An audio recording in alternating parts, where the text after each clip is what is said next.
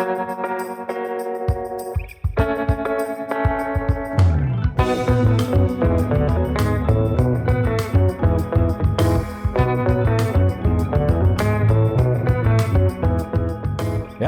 everybody, and welcome to AudiYOOObooks. Are we getting longer or shorter? I can't tell. I like it to be as long as it needs to be. Yeah, the spirit knows what it wants. We're back. I'm JD. And I'm Mal. And we're here to talk about... The Two Towers. Yes. Dos Tauritos. Tauritos. Second book of the Fellowship. No, wait. Okay, I'm sorry. There's just too many of the rings. Okay, so there's the Fellowship of the Ring. Yes. Two Towers, Return of the King, and the whole thing is Lord of the Rings. Yeah, it's 2 rings. Okay. 2 rings. This is the rings part of this. I mean, but that's not actually all the rings that are in universe rings. Oh my God, there's so much lore. Yeah, there's 11 or 9 for the ring race, 3 for the elves. That's men. 7 for dwarves. And then you got the 1. That seems like more rings. That's like 21 rings. It's like 27 rings. Yeah. 29 rings? 30 9 rings. for men, plus 7 for dwarves, plus 3 for... Are you using your calculator for this? Yes, because we're like, it's like 20-something. Well, if you want to do it on your fingers, go for it. Plus the 1 equals 20 rings. That's funny. Yeah, so we got 9 for men, 7 for dwarves, 3 for elves. In the 1 ring. Nice. Okay, wow. Math, not my strong suit. Yeah. I put you on the spot there. Fast math. Yeah, thanks. It's tough. You called me out for using technology. Mm-hmm. Yeah, I saw there was like it was a funny meme where people were like, are you who are you texting or something? And it's like nobody. And then they're doing like simple, basic, like, so what's 2 + 7? You know, and it's like that's embarrassing. Like the most embarrassing thing on your phone is your calculator history. Wow. Yeah. I mean, it keeps that. Probably. I don't know. Oh, well, okay. Yeah. Gotcha. I think an iPhone it might. I don't know. Yeah, I get what you're saying now. Yeah. So 2 Towers, I feel like you had a little bit more of a slog getting through it. A little bit of a slog for you. No, 2 Towers I like 2 Towers more than Fellowship. I did. Well, Fellowship was fun, but it's like a lot of Hobbit ground building where it's like, and then there's this tree, and then we're in this field, and now we're having a bath time song. You know, it's like a lot less songs in this one. Yeah, although exactly. It does open strong with a great one. Yeah, the Ode to Boromir. Yes, that is a good one. It's tough because I forget that Boromir's funeral is in this book at the beginning, because I kind of tie, to me, Boromir is almost completely existing in the first book. So like when any mention of Boromir, I'm like, what are we talking about? Yeah, but yeah, it is. That is good banger. Do you want to give a summary of the book, I guess, before we get too I'll read deep this in one here? here that I've got. The Fellowship was scattered. Some were bracing hopelessly for war against the ancient evil of Sauron. Some were contending with the treachery of the wizard Saruman. Only Frodo and Sam were left to take the accursed ring of power to be destroyed in Mordor, the dark kingdom where Sauron was supreme. Their guide was Gollum, deceitful and lust-filled. Ooh, I don't think he's lust-filled. I mean, he has a lust for the ring. He's a lust for the ring. I guess yeah. It's an older school word. That's something Tolkien did use for, older words. So that they is had true. kind of different meanings. Yeah. They've kind of taken on different things here and there. He was a slave to the corruption of the ring. Thus continues the magnificent best-selling tale of adventure begun in the Fellowship of the Ring, which reaches its soul-stirring climax in Return of the King. We're just gonna put this. Oh, this is a really good picture. It's like the art of this. It's Frodo and Sam. I'm gonna hold it up. How's that holding it up? Great. Yeah. It's a little bit of a glare on it. There you go, right there. Yeah. Yeah, it's Frodo and Sam getting through the Emyn Wheel. The cat is driving me crazy. Would you like to shut him out? Yeah. Well, not shut him out. I'm just gonna. If you hear me going, yeah, get out of here. Book people love cats. You can't be. I like you can't the cat be just like fine. snappy with the cat. I like the cat.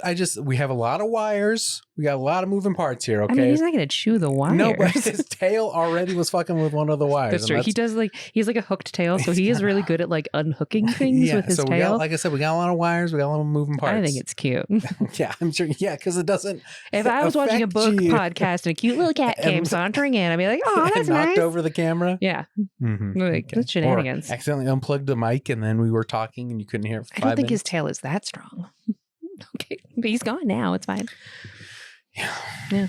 Okay, so if you hear me just making random noises, it's me shooing the cat away. Yeah. Okay, but so you listened to the Andy Serkis version. I listened to the Rob Inglis. All right. Andy Serkis continues to be great. There's a lot of really great, like, rousing speeches in this one, and Andy Serkis is so good at these. Yes. Yeah, Andy Serkis, great. I just finished that like hours ago. Nice. So I was trying to get it done. So you've done double duty on this one. Yeah, I wanted to listen to both of them just to get it all in. You know, I'm a completionist. I'm a little bit of a OCD, ACDC guy. Mm-hmm. I started a little bit on Return of the King, so like there might be like a little things in my brain of like, don't worry, I'll reel it in. I'll fucking let you know. Smack it. And you're like, nope, idiot. But one of the big things is that song to Boromir at the end. I love the way Rob Inglis does it. And are you going to try to play a little? Yeah, I was going to try and get to it. This is Audible. Nice. J.R.R. Ship of the Ring told how Gandalf. For a while, the three companions. Yeah, so I really do enjoy the way Rob Inglis does it. And Andy Serkis, I don't know, there's just like a meter he doesn't get, but great performer. From the White The voices, amazing. It's just like, you know, he's not a poet. What if you want to do both at the same time? A little bit. If you don't want to talk. Rohan over fen and field, where the long grass grows, the west wind comes walking, and about the walls it goes. What news from the west, what news? Wind, do you bring to me tonight? Have you seen this at karaoke? Boromir, you should. It would totally kill. Yeah, it's just like a meter, you know, the do. Yeah, I don't know. He's just something that Andy Serkis doesn't quite get. Rudy. Yeah. Oh. Okay. Don't worry, dear listener. I got him out. Yeah. Kindly. Yeah. Hey. Come here, baby. Yeah, either get him on or we do have to close the door. He's a good boy. See? Yes, he's a good boy, except he does naturally. That's my son. Yeah, I know. Yeah. You tell me all the time. Yeah. He's adopted from me. Yeah, stepson. She had him before we got together. Yeah. They were a package deal. He predates you. So I love the meter of that. Yeah, I will say I don't recall the song. Like Andy Serkis, I think he doesn't hit songs the same, which is maybe a little more digestible for a modern listener. I feel like the Rob Inglis is a little more what you expect from that. Do you know, like from like if you were listening at the time? Of course, when did he record this? It is a product of the time. He couldn't have recorded this too long ago, right? Rob Inglis, I think, did it in the 1990s. Wow, so cutting edge audiobook technology. Yeah. I mean, he's an old school guy. I think he gets the meter. He knows like he's probably heard the radio play, so he's probably getting a little bit of that. Yeah, because I think the radio plays. Yeah, the radio play in the BBC, which is a big, it's big. It was a big deal. The dramatized version came out in 1981. Wow. Yeah. And I mean, they used a lot of the actors that did voice acting in this radio play were in the movie. I think Bilbo is in it. The guy who plays Bilbo. Yeah. Ian Holm? Yeah. Something? Yeah. Yeah. So they hit you strong with that Lord of the Goodbye Boromir song. Mm-hmm. And then I don't think I clocked another song until you get to Gollum singing. Yeah. It's Gollum singing just about like getting fish or, just a casual. I think this this book is definitely darker than the first one. It has like a tone shift.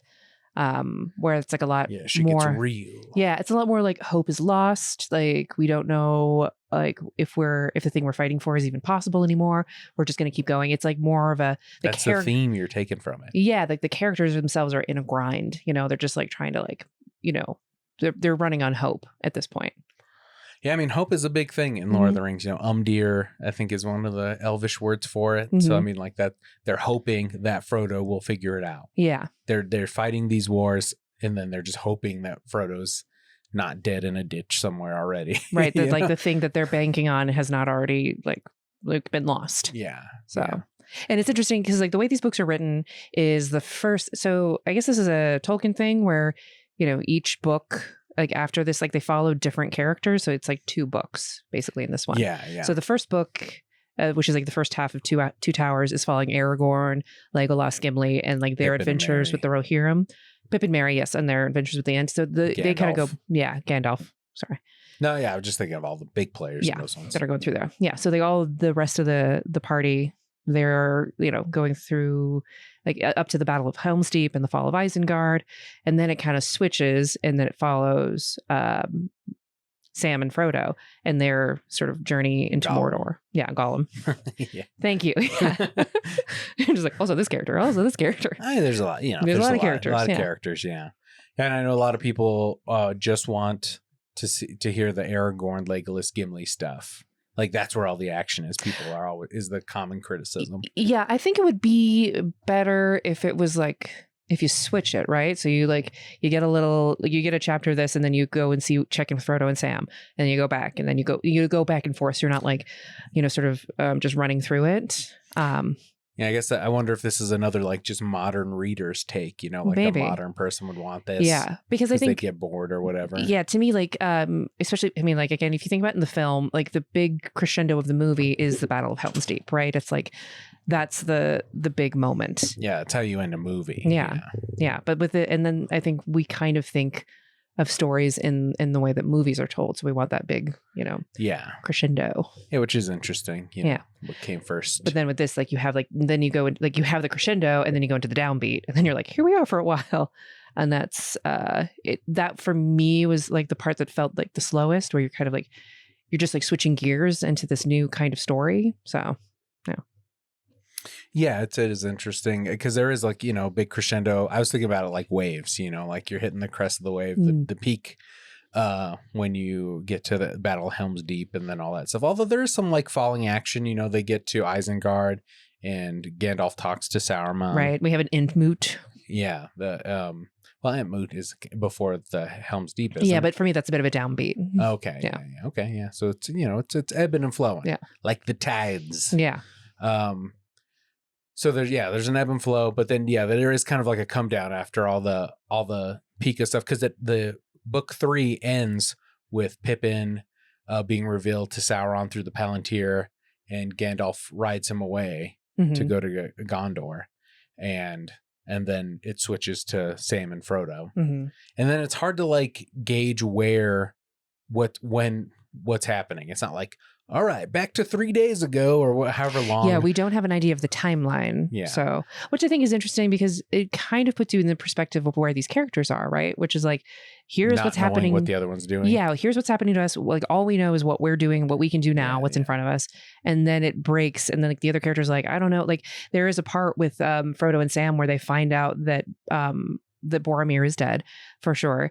And that means that the rest of their party could be dead, and they don't know, Yeah. They're like, oh, I hope so. Yeah. Yeah, which I do want to, because a lot of people criticize, the Frodo and Sam stuff for being so boring, but you get the Faramir stuff. The Faramir stuff, very interesting. Is this like a big criticism of it, that it's boring? Yes, that's what I've heard. Interesting. For multiple people, multiple sources, handfuls of people. You and Paul, I suppose. Is that about it? I mean, I don't think I'm like the source of like if this is boring or not. It was just my own feeling about it. Yeah, no, just no, I guess I've heard it online and stuff like that. But okay. I mean, I did watch a clip or see like a reel of some other book talk people talking. I can't remember who. Sorry, guys. But they were saying that like if you're not into the poetry and the songs of Lord of the Rings, it's like just stop, because this isn't for you. Like the deep lore stuff. You're not going to like it. Yeah, like pick up a different style of fantasy book. That's fair. Yeah. Yeah. I like that attitude of like, we're not explaining this to you. If you don't like it, you don't like it. That's fine. Yeah, or you're just never going to get past it. Yeah. Like if this isn't your thing. Because one of the things I was thinking about with the Faramir stuff is you get so much of the deep lore of like, oh, he knows Gandalf. He calls him Mithrandir. Exactly. Yeah. Yeah. There's all this stuff about what he was doing in Gondor, and a little bit of history of the ring and stuff like that. So it's that stuff I eat up because it's like I know the story so well. I want to dig in more. Yeah. Is that, as someone who's reading it for the first time, is that something you were excited by, or is this just like, oh, this is boring, I want to get back to the battles? There is a bit of a problem with this where there's like name overload, right? Where you get so many like new names thrown at you and so much like lore. There's a bit of like, okay, I heard this, and like I'm just gonna like move on to what's the story, So I don't think it's like a thing that I like kept in my mind. Like Like I wasn't holding on to like, yes, Mithrandir is like his name. No, yeah. Okay, and this is that relationship. Yeah, that's It's like, oh, cool. He knew, like, I mean, I think for me, with all the names, like, there's a bit of like, I just got to put that aside a little bit. Yeah. Yeah, like, okay, Gandalf has another name. He goes by different identities when he's traveling. Cool. Yeah. So that's my takeaway from that little. But I mean, you were just like, oh, for Faramir knows Gandalf. Yeah. Must be a good guy. I think it was more that like, oh, interesting. Gandalf is like really getting around in space. Because like our perception of Gandalf before this is like, you get a little bit of like, oh, he knows hobbits and he just kind of seems to know everybody. But you don't know like in the first book, like how far spread is that? And you're like, oh, it's kind of everybody. Like, I think there's like not a place in the world where he's like not known. He says he doesn't go into the east when he gets resurrected and or when he's because that's where the blue wizards are. Wizard lore. Yeah, wizard lore. Yeah. You've seen Rings of Power. Yeah. I don't think there are blue wizards in that. Well, they keep talking about them, possibly. Working towards it. Well, they thought the stranger would be maybe a blue wizard at first. But he is, in fact, Gandalf. Yeah. Is he, though? I think that could be retcon still. It's hard to say. Yeah, but they probably aren't. But anyway, as of this recording, we've only had the first 2 seasons of Rings of Power, just for the listener. Or the viewer, however you're doing this. Hey, watch us on YouTube if you want. Like and subscribe. Yeah. But I like the Gandalf says he doesn't go into these. Okay, he mentions that. Mm-hmm. All right. I know that because I've listened to it once a year for the past 7 years. So that's just in your head now. Yeah. I mean, I know the lore. All right. So I mean, that stuff I was eating up. So I was just curious on whether, you had the same experience. I think it adds context to Gandalf and his abilities and his connections, but it's not something that I'm like, ooh, interesting. Like all of the names and stuff. Yeah. It makes sense as you're listening to it, but I mean, it's not necessarily something you're like locking away. Yeah, exactly. You're like, he knew Gandalf. He's probably a good guy because Gandalf, like, if Gandalf liked him. Yeah. Or if he liked Gandalf, I think that says a lot more. Yeah. I think it does some like character building where you don't have to do a lot of exposition of like, Faramir's a good guy because of this is his history, blah, blah, blah. It's like this guy that is great, loves him. So let's go. But something that stuck out to me on this re-listen was Faramir is a great like spy. Like he's like getting all this information out of Frodo. Oh yeah. Because he captures Frodo and he doesn't know, he knows Boromir's dead already. Mm-hmm. He like throws some stuff out there to see what Frodo knows. And does it in a very gentle way. It's not accusatory really. There is like the idea of like he's on trial. Yeah. But it's not kind of in a way. Yeah. He's like, what are you doing here? Like the penalty's death for even being here. Like not being from Gondor. But he's not like aggressive, He's just he's very like he's a spy. Yeah. He's like he's like the James Bond of the Tolkien That's universe. Very funny. Well, yeah, because he's like he knows certain things and he's pulling the strings with Frodo and then Frodo is also playing his game too. He's like not telling him about the ring. Yeah. He's being telling him what he wants to hear about Boromir as well and not telling him the full truth. Yeah. And then when Faramir starts to be like, they start kind of, they talk about Isildur's Bane, which he knows from the lore that Gandalf showed him, that Isildur's Bane is the ring. When he starts noticing, okay, we're kind of circling around this thing, it's a ring. You get it? They're circling the ring. Oh, yeah. Do you see what I've done there? Yeah. Metaphor.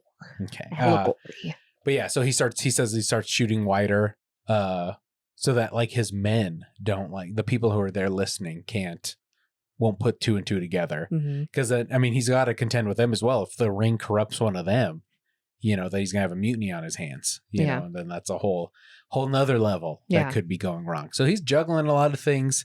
He's doing it well. Also, his dad hates him. Brutal. Yeah, but we don't know that yet. Don't we know that? I feel like we meet Denethor in this book. Is that not until the third? No, like I said, I started a little bit, and you got to pull me back. Spoiler, guys. Denethor hates Faramir. Yeah, so you think that helps him be a good spy? Yeah, because he's like he's able to like shut some things off, I think, in his mind. Like what? Yeah, he's like, I don't need my dad's approval. I'm never gonna get it, so I'm just gonna go out there. Okay. Yeah. Just be a spy in just the wilderness. Be a spy.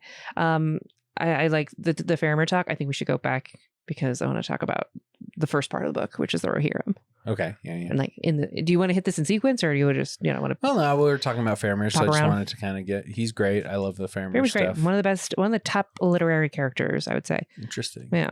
I guess like if we're on Faramir, then I think it's really interesting that he is one of the few characters to like outright reject the ring. And I think it's this idea of like, he's in the same. So the whole thing with Boromir is like, you can see why he would want the ring, right? Like it totally makes sense that he'd be like, we are fighting a losing battle. We need everything that we can get.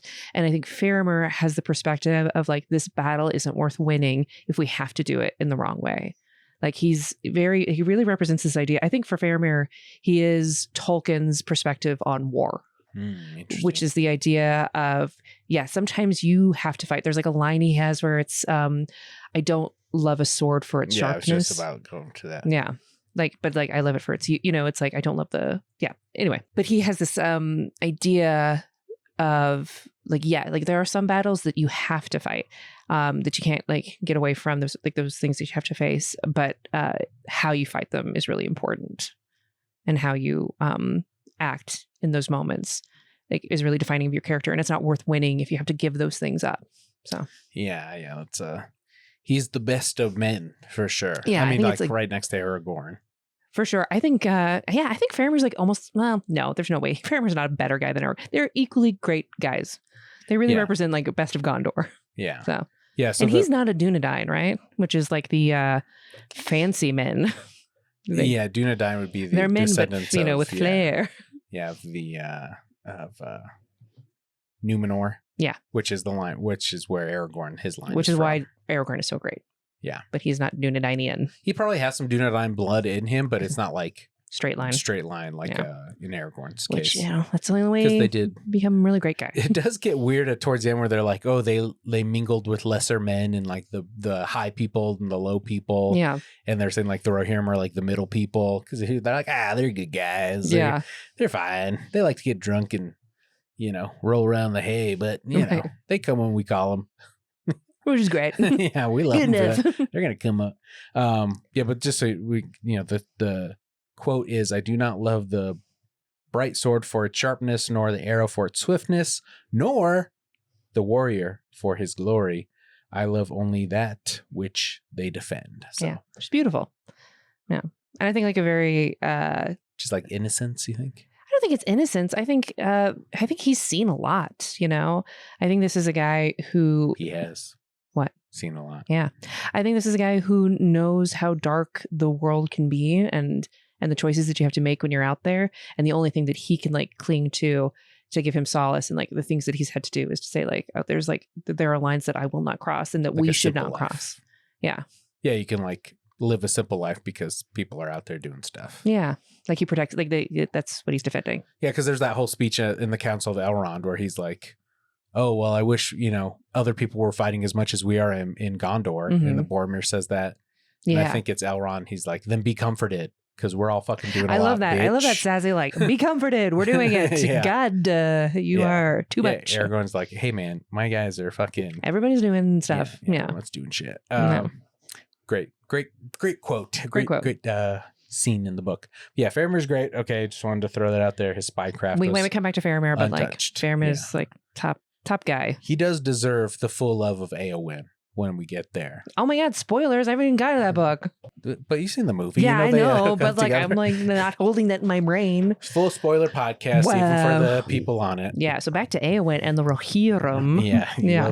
You're a horse girl. I love a horse. I love a horse. I love a horse. I don't like to, like, this is a personal like little deviation. I don't love riding horses. I just like conceptually like the idea of horses. Because they're free?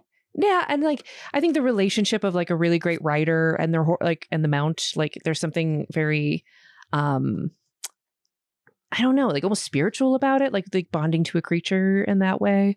So I really like appreciate like any kind of literature that's about, the boy and his horse, or like the Boy and His Horse would be a great book to do. That's probably my favorite of the Me too. It's the best of the C.S. Lewis's. It's the most like fantasy, like to me, like like there's talking beavers and stuff, but that one to me feels like most fantastic. Yeah, they should have started that one. Who's the Barbie lady who's doing the? Yeah. I don't know what they're starting with. They're starting with the magic chair. No, that's the end. That's the last one. Dang, that'd be great. Yeah, the silver chair or whatever. You're probably asking, how did I get here at the apocalypse? Yeah, that's funny. She's doing the prequel, The Witch's Nephew or whatever. The Sorcerer's Nephew. Yes. Yeah. Right? Yes. Something like that. Yeah, something like that. Back to the Rohirrim. Okay. So we start off They throw Boromir into the lake, and then they start trucking. No, they float him gently and give him a funeral. Yeah. Yeah. I mean, both in are the true. lake. Both are true. Both are true. And so they start trucking it to follow Merry and Pippin. Yes. And then we meet. Yeah. And like Aragorn has to make the choice of like, do we follow Frodo and Sam or do we follow Merry and Pippin? Like where, like, you know, which is the right way to go? And he makes the choice based on like Frodo wanted to leave. Like he made the choice. So I have to respect that. But Merry and Pippin were taken. So I have to like, my duty is to save them. Yeah. This is in the books. This is like the most Aragorn is ever conflicted by his choices. This is the only time he's like, I've made, everything that I've done today has gone wrong, is like something he says. Yeah. But yeah, he chooses what makes sense to him, or his heart. Or yeah, he's using his ranger senses to be like, okay, like Frodo doesn't want us around. He's like, he's making a choice, so we gotta respect it. Frodo's going to do his own thing, yeah. And we can't leave Merry and Pippin to torture and death. Yeah. So they chase him down, and then they run into a bunch of horse guys led by Éomer, who is the nephew. Well, do we want to describe all these relationships? I mean, we can. Is that he's the nephew of the king. Yeah, nephew of the king. He's brother of Éowyn. So yeah, he's played by Carl Weathers. Carl Weathers. No, that's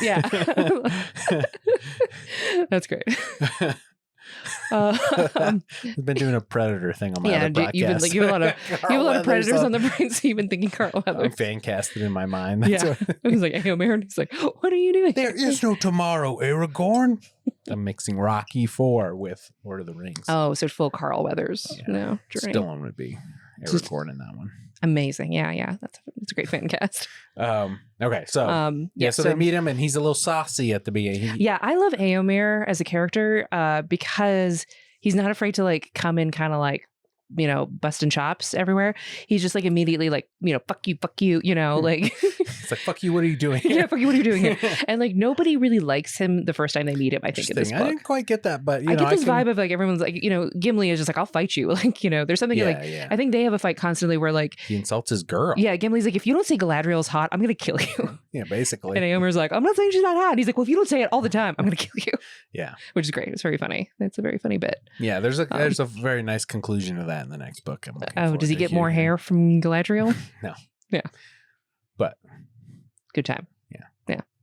But yeah, Éomer. I love Éomer. So he comes and tells them that he has killed the orc party that Aragorn and his people are chasing. Mm-hmm. So that for what they know, Merry and Pippin were killed in that raid because they didn't see any survivors.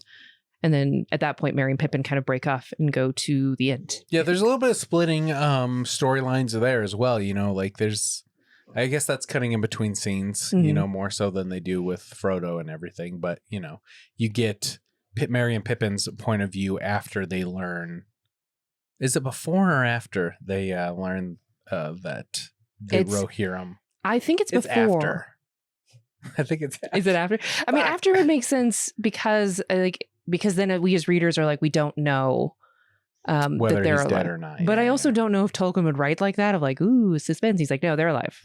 Everyone's alive, who I want to be. But yeah, so they've split and gone to the Ents. And the Ents are great. I love the Ents. And then there's some mystery of whether it's Saruman or Gandalf.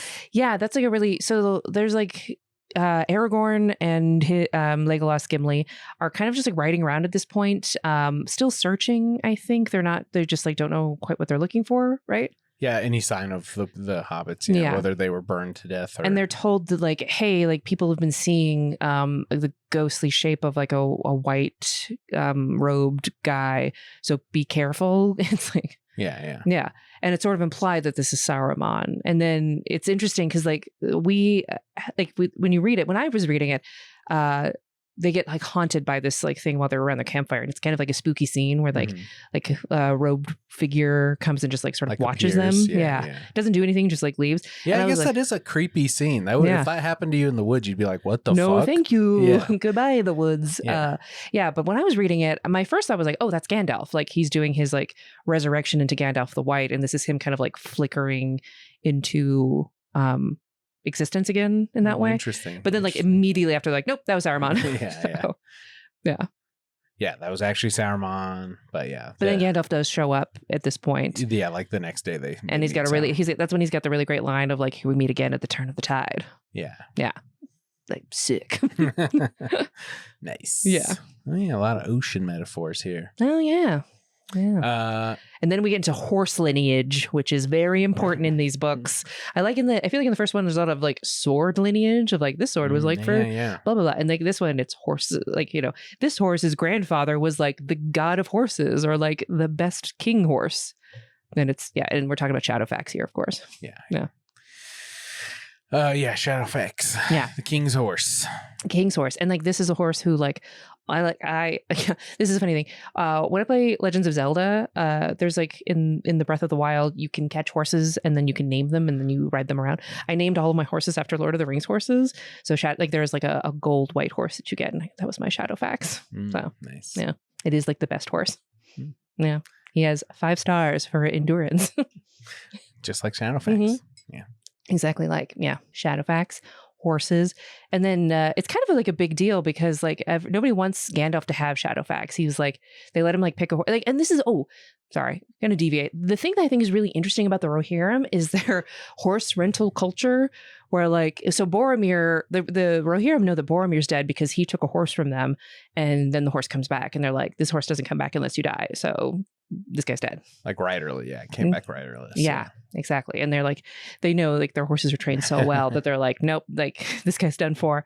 But it's like, like with Shadowfax, there's a lot of like, nobody can ride him.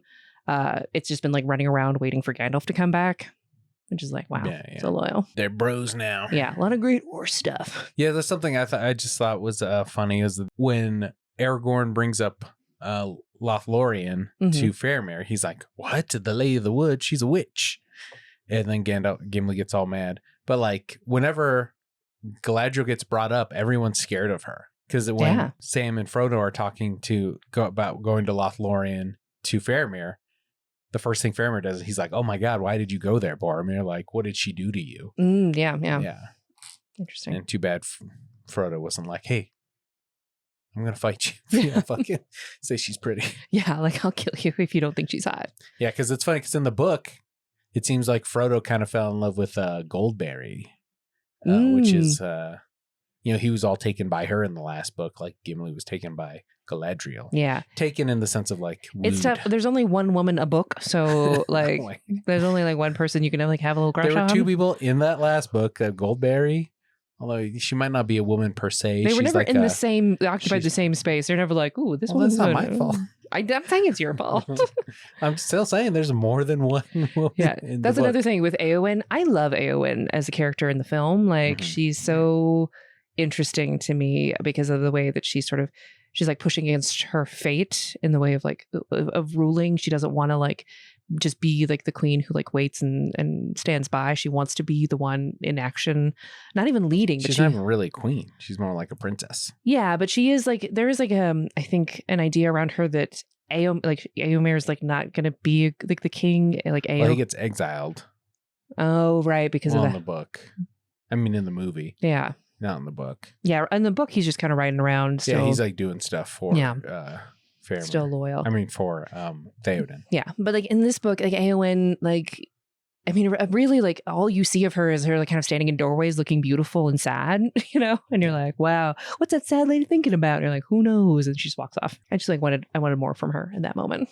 But it's not that she did anything wrong, but I do think it's funny with the Rohirrim. I think all of their names sound like things that you would say to calm horses. Like, hey, Éomer, Éowyn, Théoden. Oh, interesting. Hey, Théoden. That's like what I would say to like make a horse, like shush, shush, shush. Éomer. Interesting. Yeah, they're all like soothing names to a horse. Yeah, like no stop plosives there. That's fun. But I like just wanted to finish the thought that Frodo was in love with Tom Bombadil's wife, Goldberry. Yep. I think there's something fun there. He's like, that's my, like, I don't know. He would be if Frodo claimed the ring, first thing he would do would probably raid Tom Bombadil's house to claim Goldberry as his wife. That's what? That's my theory as what I feel because it seems to be his only lustful. That's in the last book, and we're not talking about that book. It seems to be the only woman he's into. Okay, he's shown interest in. All right. At least Sam's got Rosie in the movie. She comes around in the book. I haven't not yet. She wasn't mentioned in the last book. Mm-mm. Well, he's got one. Yeah, cool. All right. Wrong book. A Tolkien fan would have really gotten in with that whole riff with me. I'm just saying, if we're like talking about this book, like, Okay. Yeah. Well, it's also, all the books. Oh, are we talking about all the books? I mean, it's a spoiler-full podcast. Yeah, then I don't think Frodo would kidnap a lady. I think he would. An evil Frodo would. An evil Frodo? Yeah, who's claimed It would the take him ring. a really long time to get that evil. I think he would do other stuff first. Can you play the field first? Yeah, play the field first. So look around for another lady to kidnap. Maybe not like the river goddess. Yeah, the river daughter. Mm-hmm. River got it. But she's like an immortal. Yeah, she's the lake, the spirit of the river, kind of lady of the lake, maybe. Mm-hmm. It's kind of a thing he was playing off of. Sure. Tolkien, I mean. So, okay, yeah. So, I mean, we're going step by step here to get to... I don't know. I just wanted to talk about the horse people. Horse people. Yeah. You love horses. I love horses. Yeah, I love the concept of horse and man working together. Yeah, it is interesting. I guess to love me, a horse movie. Coming from, Colorado, I do think of it as like a very native... When I think about like man and horse connection, I think of like a Native American type of connection. Yeah, like spirit. Yeah, like spirit. Yeah, exactly. That's exactly what I'm thinking about. Yeah. Versus, I don't know, white man and horse. Yeah. It's like a Anglo-Saxon man and horse connection. Yeah, it is interesting because the Rohirrim culture is based a lot on like Anglo-Saxon, like the way they think about war and the way they think about, the relationship of like the horse, like cavalry situation. But like actually like the real horse man's like relationship is more based on like Mongolian like steppe, like those kind of riders versus, the Anglo-Saxon. Because like in Anglo-Saxon culture, when they wouldn't just like ride horses to war initially when they started domesticating them, they would like ride them to a battle, get off, and then they'd go fight. But they wouldn't actually like fight on horseback. That was like Mongolians were doing it first. Yeah, you gotta check out that Dan Carlin's hardcore history about that. It's crazy. And also the Rohirrim were like their how do we call it? Geography.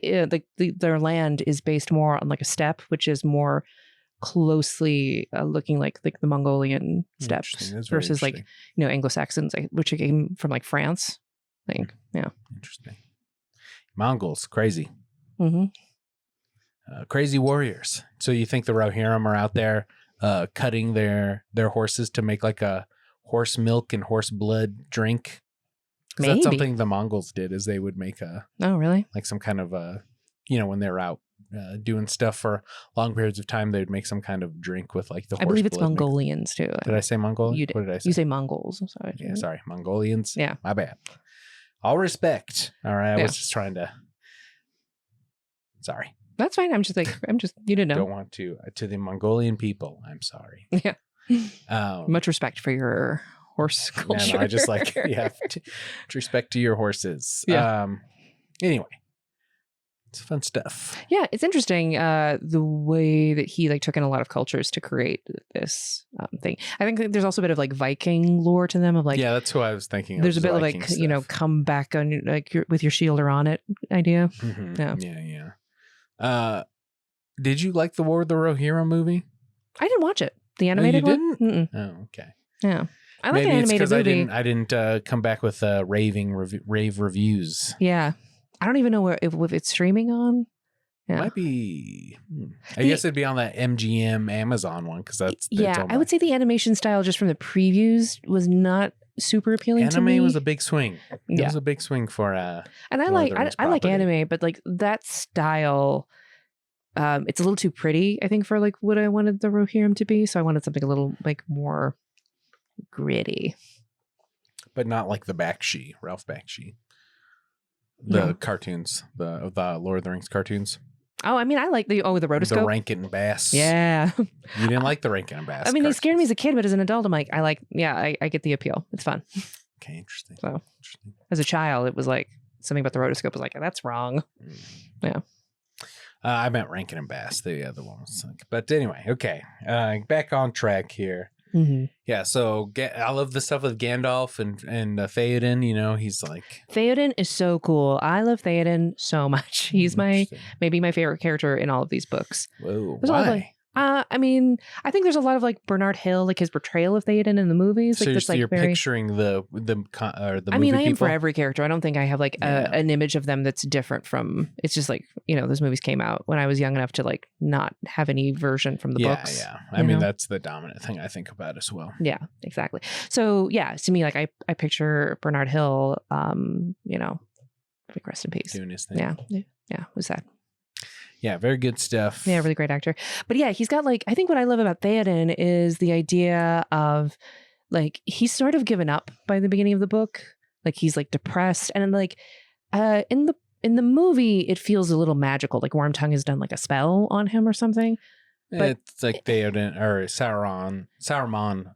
Is it magical? I wasn't sure if this is like magical or non-magical, like this possession of Théoden. Yeah, I mean, they took a lot of liberties in the movie to like show it visually. Yeah. I don't think necessarily it was like that in the book. Although that's something with the magic thing, it's so up in the air. Yeah, there's really like a definitive, like this is a spell on you. There's not a hard magic system. Yeah. It's almost to me like Wormtongue has sort of lulled him into this sense of like, you can't do anything, like leave the king alone. He doesn't want to be bothered. Like, you know, protecting his peace in a way so that he doesn't think about all the things that are going wrong and how his people are dying. And I think it's just like so interesting to see a character like that who is so deep in his despair that he's not even like registering that his own son has been killed. Like he's not participating in not even like in participating in the war. He's not even participating as king. Like he is like so checked out. And then for him to sort of like get re-inspired and then to go to war and like to fight for his people as hard as he does. I think there's like something like about that journey that he goes on that I really love. Yeah, it does happen a lot quicker, I feel like, in the book. Yeah.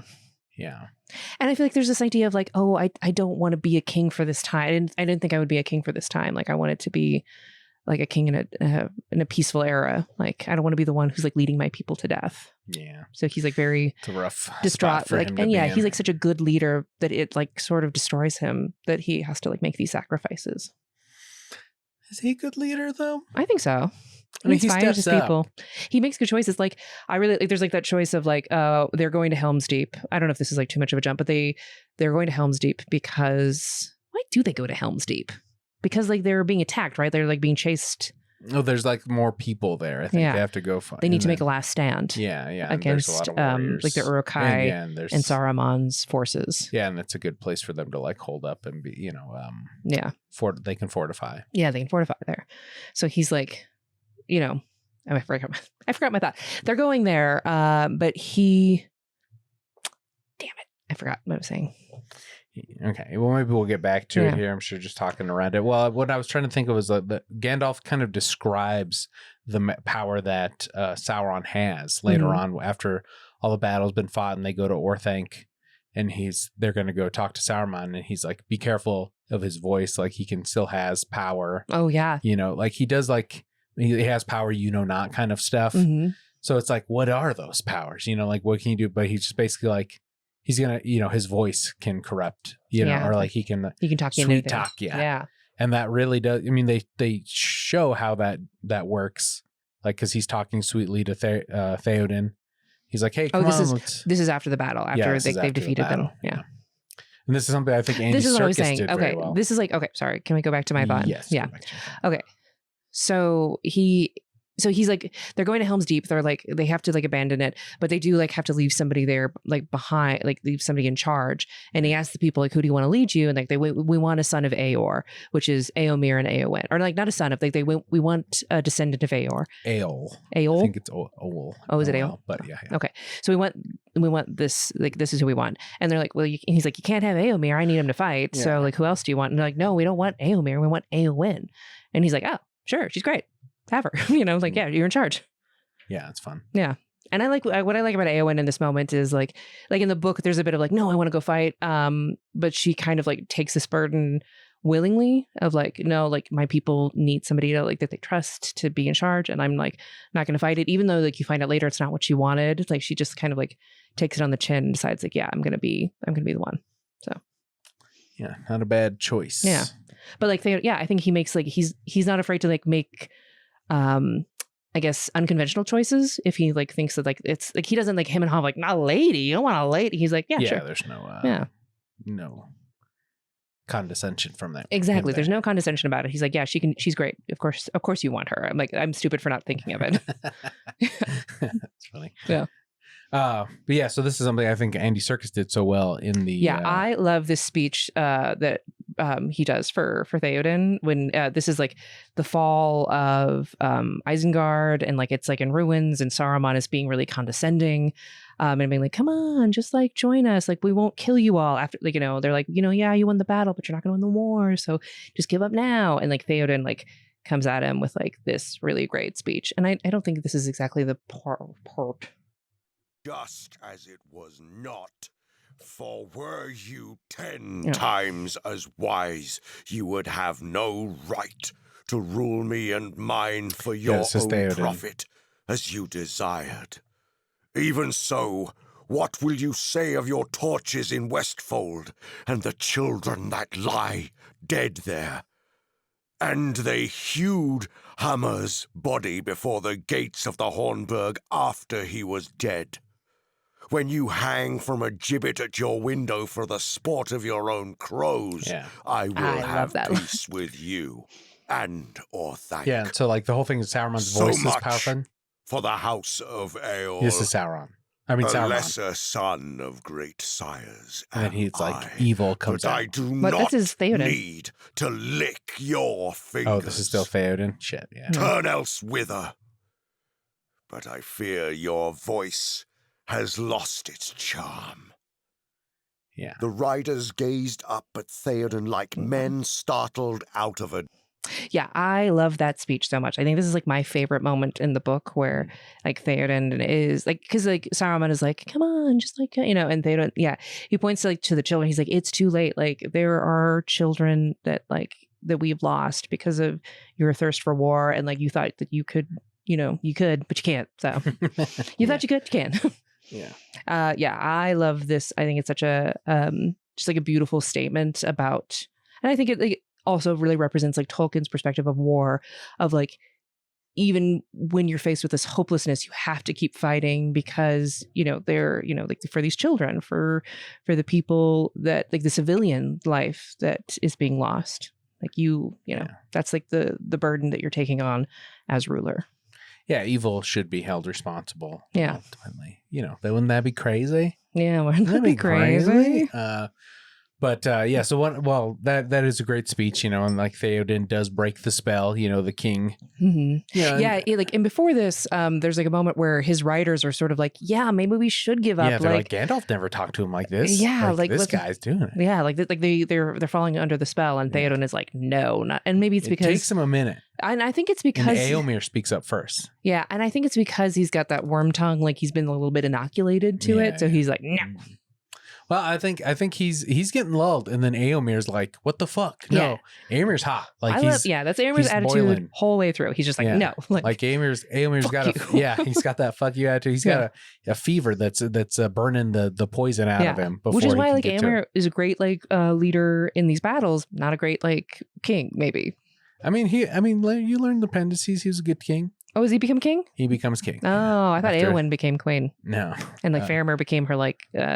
She becomes like the vice president of Gondor. I'd say. Oh, all right. Well, because Faramir's kind of vice president, and she's the lady vice president. Yeah. Mm.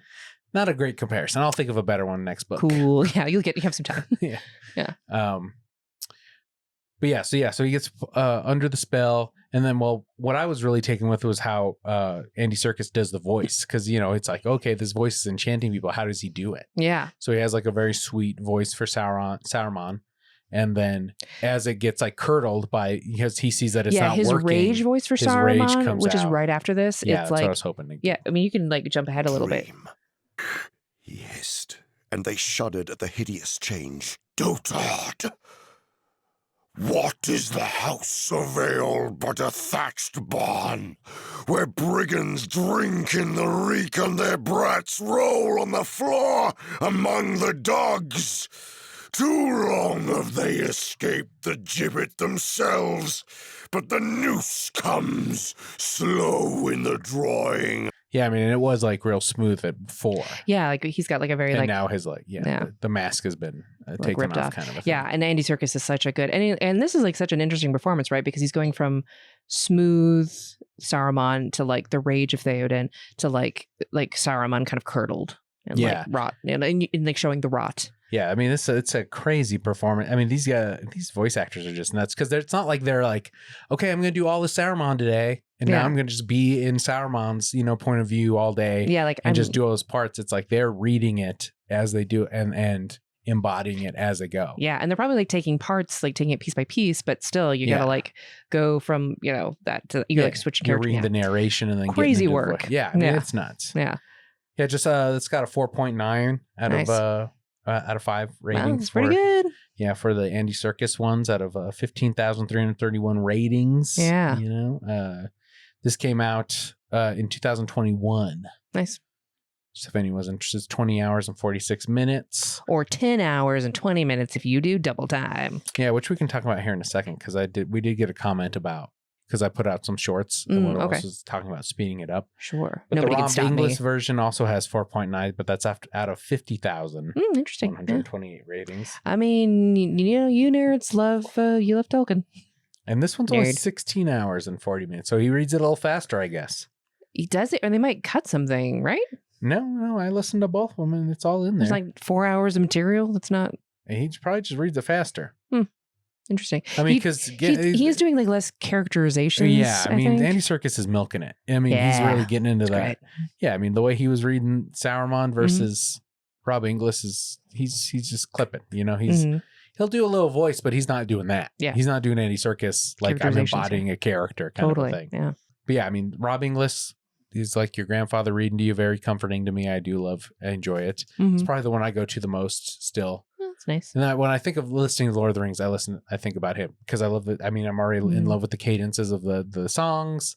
That's why it kind of struck me weird when I was listening to the Andy Serkis ones. I was like, this song doesn't sound as what I want it to sound like. Yeah, I think I started listening to the Inglis like we were listening to it together on a road trip, and I kind of immediately like started feeling sleepy. It's like very like it's like ASMR where it's just like soothing like older man voice. And again, it was a stylistic choice back then. This is how people did it then to not be like jarring and it's like I'm reading a book like a narrator versus now they're actors. I have to do like a play almost where I play all the characters. Yeah. But now it's like these are legit actors like doing voices and stuff. Yeah, like, totally.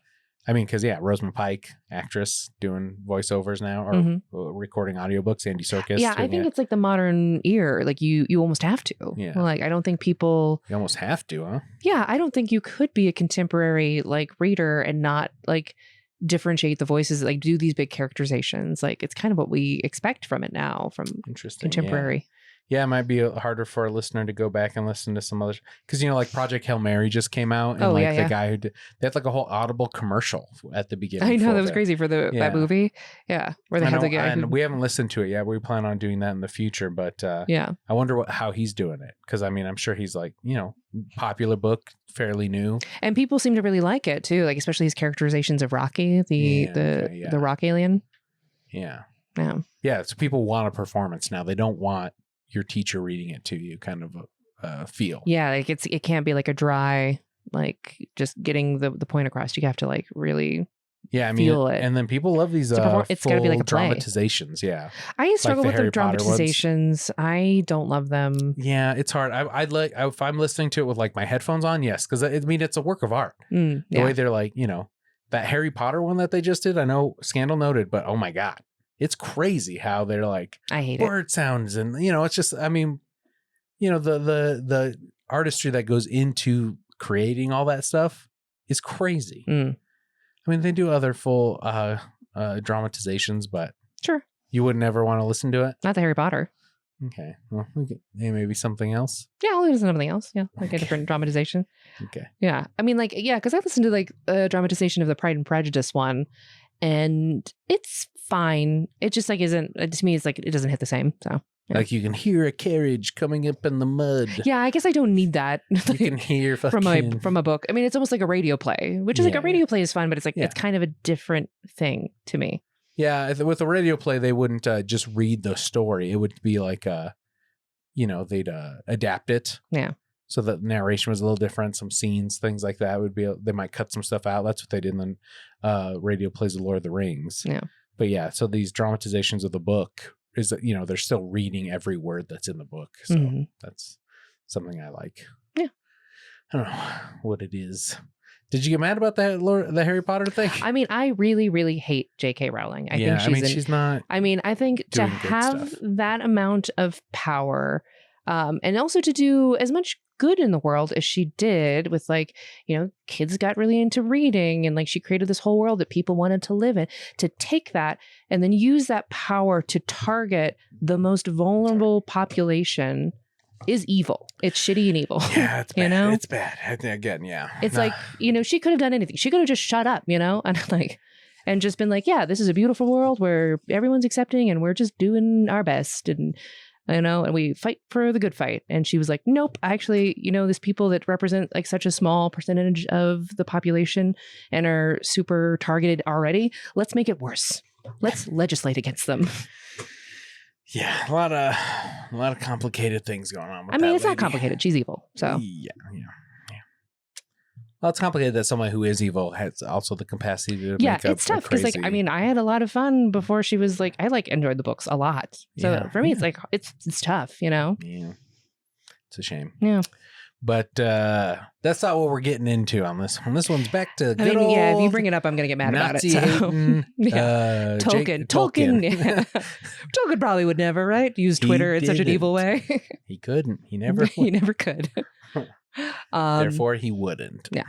Yeah. So Théoden, great. That I love all the Pippin, them getting back together. Yeah, the Ents stuff is so great. I love the Ents. I think they're such an interesting, very cool character. Creature. I think there's something about, I can't remember the word for Ent. I think is actually it means giant or something. It came from a older English word. Yeah, that so it's really interesting, linguistically, where Tolkien is getting this from, and then creating, and moot, int moot is so fun. And then there's also something interesting, they're not trees, right? They're but they are kind of represented as different trees. Yeah, I mean they're more than trees. They're anthropomorphic trees. Yeah, but they are men. They're not just walking trees. They have a spirit and a soul, and they have a mission. But they're yeah, it's the end word. Yeah, so it comes from Old English. Yeah, and it means giant. It's adapted from Anglo-Saxon poetry, which is something that was what Tolkien did. Yeah, he adapted Anglo-Saxon stuff, and he worked on the dictionary. Mm-hmm. Yeah, you heard of it? Cool. The dictionary? Yeah. Yes, I'm aware. Some of that was Tolkien. Wow. Yeah, philologist. Cool. Yeah. So in Druidic history, trees have different meanings, right? So, and I'm not sure because of the Celt origin of Druids, if he took anything from that as these trees have different meanings based on what they are. I think Treebeard is I believe he's an ash tree, or he might be something, or an oak. So it's this idea of strength and endurance. And then while the moot is going on and it takes a lot of time. Oh, he's a beech or an oak tree. Or a hybrid of both. Mm-hmm. So yeah, oak tree is sort of the father of trees, and it represents the sort of masculine energy. I'm sure he did know all this stuff, so yeah, he probably did. And then Pippin and Merry go off and they hang out with the younger Ent. Quickbeam, who is a Rowan. And I think Rowan is more of the sort of spirituality and artistic nature. So it's to me, a hippie tree. He's a hippie tree. He's a young hippie tree. Quick to anger. Yeah, quick to anger for an Ent for sure. Yeah, that was fun. Yeah, and I think it's interesting. Book versus movie. In the Ent mood is sort of described as something that's very frustrating for Merry and Pippin. They're like, come on, can we just go? It's sort of played for humor. But in the book, it's kind of nice that they're like, I don't know, you gotta let these trees talk. We're just gonna go and hang out. And they just kind of Quickbeam takes them around. Yeah, they just get a tour and let the older Ents make some choices. Yeah, I mean, Peter Jackson had to do a lot to modernize it. Yeah, I think you have to for pace, but it's like, it's nice that like Merry and Pippin are like, no, we're just like, we're happy to be here. We'll help eventually. We trust you. Yeah, again, a version of that hope thing we're talking about. Yeah, exactly. And I really love this battle of the Ents taking Isengard, because I think it represents, Tolkien, how he had a really big hate for industrialization and taking over our countryside and sort of pollution and ruining this natural earth that we have. So I think it's like almost what he would have wanted to do. Like it's sort of this like playing out this rage of like, if I could like smash every factory and if I could like bring back the natural world, I would do that. So it's interesting. Yeah. I did like the scene with the Huorns. Something I hadn't really clocked in previous readings, when they're going to meet Théoden and company are going to Isengard to talk to Saruman. They like stay overnight. They camp overnight, and there's just dead bodies all over the place because the war has been kind of going on, and like all these trees just kind of show up, and all the men are like scared. And Gandalf's like, hey, take it easy. Like, just let them do their thing. And like, they'll pass. Like, don't attack them and they won't attack us, kind of a thing. Because the Huorns aren't as like self-aware as the Ents. They're like Ents that have become more tree-ish. So they're kind of losing. They're becoming more. They just don't have personalities or like that kind of. More animalistic almost. Yeah. So what they end up doing is taking all the orcs and the dead bodies and they bury them. And then it's like freshly tilled earth in the morning. So I just thought it was interesting how like and this has to be like this idea of like nature like will eventually cover these things. And that's another thing from World War I that Tolkien probably had, just saw fields of dead bodies that probably just turned into mass graves. And he was probably like, it'd be nice if you could just bury these and trees will come someday. And trees will come eventually. I mean, and another thing, I know I'm kind of jumping all over the place, but I mean, I know this is like the dumbest thing to say, but I just watched all of the Young Indiana Jones series. Sure. And a big part of that is he joins World War I.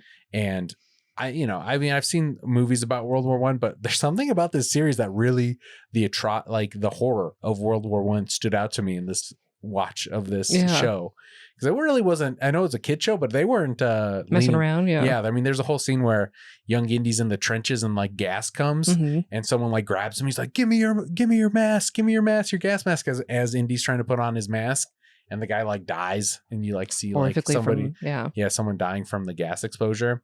And that reminded me of a scene in the next book when Frodo and they're trying to get past Minas Morgul, and they're about to start climbing up the stairs, and it describes Frodo getting like kind of taken over, and he starts running towards the gate of Minas Morgul, and it talks about like he can't like control his body, like he's kind of like spasming, and it says something about like his head lolling from side to side, and like I don't know, the like horror element of this kind of stood out to me. Control of your body in that just way. Like he can't control it. Like he's like because he still got a pool to the ring race because of getting stabbed, and then the rings also wants to be found. So a lot of demonic forces are on Frodo right now. And that he can't control his body, kind of a thing. And then if you think about the way he describes it, I mean, it probably is what a victim of gas would look like, chlorine gas or mustard gas. Where like, it sort of like it causes you to like seize and spasm. And like you're just like trying to get away from it. So you're like, just uncontrollably just trying to bolt.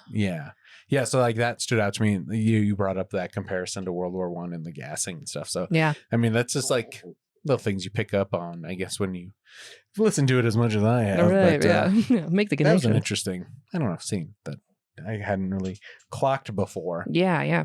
And I know it's not an allegory, but I mean, I don't there's think some things you can. There's some applicability, I think, is what Tolkien. I think Tolkien had a lot of experience with two really awful wars, like two of the biggest wars that we've gone through. Two. And he intimately was involved with one. So I think obviously it's going to color it. I don't think it's necessarily a 1-for-1, but it's like his interpretation of what he experienced, I think, and like his view of war. I think it's also interesting, like the Helm's Deep battle is that like as they're fighting, they don't win Helm's Deep by, there's no like bait and switch. It's no like crazy tactic that they figure out at the last minute to like get it all done. Like they are just enduring, and then Gandalf is just happens to like come down the hill. Do you know what I mean? Well, he says he's going to come in 3 days. Yeah, but like all they have to like they're not trying to win anything. They're just holding out. They've given up at this, or like they're like, this is our last stand. Kind and of I think that's like an interesting thing of like it's like I think Théoden like really represents the importance of endurance in these situations of like it's not about being like the most clever or the fastest or like the person who's like just has to endure. The person who can like stand and just sort of hold. Kind of reminded me of like a very Christian kind of, I don't know, Catholic thing of like, you know, you gotta keep charging or whatever, like, you know, have faith and go like I don't know, there's some like parable or something about like how God only has armor the front of your body because you're always supposed to be like facing evil, you know, like nothing to retreat with. I don't know if it's not an exact quote, but you know, something like that. Something to that extent. I don't know, it reminded me of that. Interesting. Because they're like, all right, we're gonna go out and have one last grand going out on our shield thing that hopefully they'll make a song about. You know? So, and when they do that, that's when God rewards them with, or, you know, not God, but, you know, and the Deus Ex Machina thing comes. The universe, their fate provides. What is the thing that Rohirrim say? It's like right to war to ruin, you know? Yeah, and the Red Dawn or whatever. And the Red Dawn. But, I mean, that's something Théoden says. I think it's a quote from a poem. About but I think it's an interesting concept of like they're like we're not writing to like necessarily win the day. We're writing like we're like throwing ourselves on the gears of this machine to try to slow it down. And it's interesting because like the Rohirrim all for the most part bravely do it. Like they, you know, they get called up and they fucking go. They don't shy away from it. And like but there is a moment where like with Saruman like sort of wooing them and they are afraid. Like it you know, they have that human nature in them to be afraid, which is like it makes you it humanizes these soldiers who are like just go off and die, whatever, and they're just like I don't want to. They have courage and I guess all that jazz in the face of it. Sad. It's sad. I mean so now we're at the part where Sam and Frodo are going and meeting Gollum and I think it's interesting in this part. What is this field called where they're like walking over the field where it's like full of dead bodies and it's like haunted? It's like very spooky. It's called the Dead Marshes, I think. The Dead Marshes. Yeah, I think it's like very interesting because it's sort of like we just like had this big like victorious scene with Helm's Deep, right? Where we're like in Isengard where like, you know, good wins the day. But then you have this like, scene of the Dead Marshes and it's sort of the loss that these battles leave behind and like sort of the scar that they leave and like the effects of war. I think it's like a very searing image to go back to back. Still Tolkien given a yin and yang. Yeah, exactly. The thing. Yeah, like this thing that you're almost like celebrating, and he's like, actually, no, it's a bummer. There's still a bummer. Yeah. Oh yeah, when Frodo and Sam first see Gollum coming down, crawling down the rock face when they get out of the Emyn Wheel. He's crawling down upside down, like head first is how they describe it. Yeah, very spider-like. It reminds me of Dracula. Oh, interesting. That, you know, because they talk about Dracula going head down when he's crawling down his castle. Harker sees him, you know, and he's like terrified. I mean, I don't know if Tolkien read Dracula, but that's what it reminded me of. Pretty well read. It's a good chance. Because Dracula came out before this, right? For sure. Like 100 years. Like 100 years. We did Dracula as like a prelude to this podcast, but on an older podcast I did called Left Hand Right Brain. You should check it out if you want to hear us talk about Dracula. I do think we've brought up Dracula every episode. Dracula's very influential. Is it? Yeah, it really struck you. All roads lead to Dracula. Interesting. Yeah, it's like even Tolkien. Yeah, it's like your Bible. So then they meet up with so the whole thing with the elven rope, I was just listening to it and I was like, I wonder what you think, because you know they're arguing when the rope comes loose, and Sam's like, I think it came when I called. Oh yeah. Do you think the rope came when he called, or do you think he just tied a terrible knot? No, Sam is a good knot tire. Like that guy knows his knots. I think it came when it called. Like I think that's the whole point of Galadriel. Giving him this rope. Is like, this is going to like help you and it's going to stay with you. Like it's a good tool to have. Nice. I trust Sam's not dying abilities. Yeah. Hundo. Yeah, I do love the meta thing about the story within the story. Okay, so when they're in Shelob's tunnel, yeah, so like they take hike the up, light of the Silmaril from the Silmarillion is a story they allude to in this, the Light of Erendil, or which is a poem that Bilbo and Aragorn work on when they're in Rivendell. So they've been like planting the seeds of like, oh, there's this greater story, and they're like, oh, we're a part of that. Yeah, still, like you get hints of. I do like this, like where you get like little wisps of mythology as you're reading this book. So it's like oh, like this is just like a part of like it really feels lived in. Like if you have this whole like, even if you don't like the audience doesn't know the whole pantheon that they're dealing with, it's like you get like these whispers of it. It's like so it feels like richer and more alive. Yeah. Well, I mean, the funny thing is, I think a lot of people do this now in modern fantasy because they're like, oh, you have to do that to like hint to a bigger world. Yeah. But it's like Tolkien had already written all these stories. So he was like, almost accessing it the same way that a historian would. Yeah, exactly. Whereas like I think there's something with contemporary fantasy where they do write like a huge mythology, but then they have to like spend a lot of time explaining it. And like there's a bit of like Game of Thrones guy kind of does that a little bit. Yeah, and Tolkien's like, nope, like you get like here's like a little whew of this. Right. Yeah. Tolkien, I think it's interesting. I think Stephen King takes a little bit more from Tolkien as far as like mythology. Like if you think about like a book like It, where you get like whispers of what the monster is, like through its own like memory of it, but you don't get like a clear like it's exactly this. Like there's a turtle in space, blah blah blah. It's like ooh yeah, it's just like sprinkle. Yeah, he does it so well. But I mean, the whole meta story within a story thing has been done like so much now. It's almost like roll my eyes, but it's like this is the guy who started it. Yeah, which is funny. Yeah. Yeah, I do think, and it's so interesting with Sheila because she's a monster, right? She's not super cognitive. She's not like thinking through things necessarily. She's just like like she's been around since the beginning of the world. Shelob? Not Shelob. Shelob's ancestor, Ungoliant, which they say she's a descendant of, is probably like the last of that line, which Ungoliant was like this spider that kind of just came out of the void. Like it was always kind of there in a way. And the original big bad Morgoth teamed up with it, and that spider drained the light of the trees, which was the two sources of light in the universe, before the sun and the moon. Yeah, and I think this is interesting because in the book we get like Saruman, sort of his perspective of like talking. Sauron. I'm sorry. There's too many. Yeah. I know there's a lot of names. Yeah. Sauron. I just want to be clear on who you're talking about. Thank you. I appreciate it because that would be confusing. So Sauron, like he's talking about like his history of thinking about it, and he thinks about like, oh, like he and Shelob have sort of like always existed at the same time, and they've never really like crossed paths. Like, is this the you're talking about the orcs talking about Shelob? It might be the orcs. Yeah, I think there's because you don't get any point of view from Sauron. Okay, maybe like the way it's described. I'm trying to think. But there was like a moment where it's like, oh yeah, like this thing is about like been around for as long as Sauron, like, and like he kind of they like don't disturb each other. Like she like kind of helps by feeding on random. Yeah, I think this is the narrator giving some context. Yeah. But we get sort of a background on like Sauron in this. Like he just keeps her around because like one, he couldn't do anything about it really. I mean, he'd have to. Sauron probably could.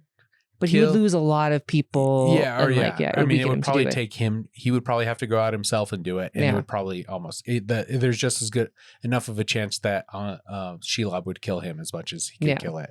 So he's just like, I like that. There's this like chaos element out in the edge of my realm. It's like it adds to my mystique in a way. Exactly. Like random passersby just get like snatched. And he still does like he will feed it from time to time, or like give it like orcs and stuff. Yeah, it'll give him more prisoners. Yeah. That's fun. That is Yeah, that's like interesting. Kind of fun. Yeah. I guess I never thought about could Sauron kill Shelob if he wanted to?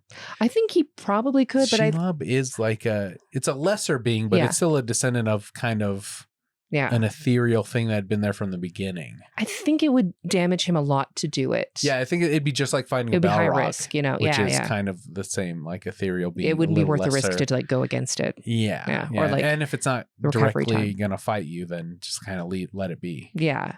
They sort of like they have like a symbiotic relationship. Interesting. Yeah. Interesting thought, babe. Yeah. I was like thinking too, like I enjoy about this second part of Two Towers is that we have like these big battles and everything in the first, and then like Frodo is almost doing like a spy mission. Like he's kind of doing this like behind enemy lines, and he's like trying to sneak through and just like not get caught. And it's like sort of the tension is different, you know, where he's just trying to like, you're talking about earlier about Faramir being a good spy, but I think like Frodo is like a very good like unexpected spy. Yeah, I mean they are doing like a spy mission. Yeah. I mean they call them spies. Yeah. When the orcs find them at the end, they're like spies. Which is true. Like that's kind of what they're doing. Yeah, they are. Yeah. Except for they're not like taking information out. They're just like, they're definitely not James Bond spies. Yeah. They're not fucking their way through Mordor. Yeah, there's like those spies that like look so normal that you're like, that's just a guy. Yeah. But then I really like, okay, so with the battle with Shelob, what I really like about this versus the movie, which I think like adds a lot more context, is, you know, Frodo gets bitten and like the whole Shelob thing is that it's paralyzing. He goes down, stops breathing. It seems like he's dead.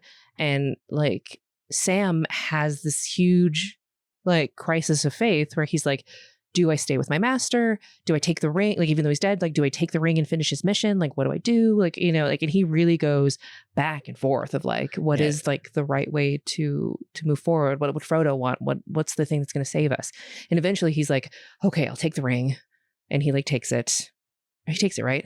Yes, he does. Yeah. I was like, wait, I was questioning. Yeah. He takes it. And then immediately after he finds out that Frodo is actually alive. And then he hears the orcs talking that Shelob, because like the orcs come to take him. Yeah. And that Shelob is like, you know, this is how she feeds.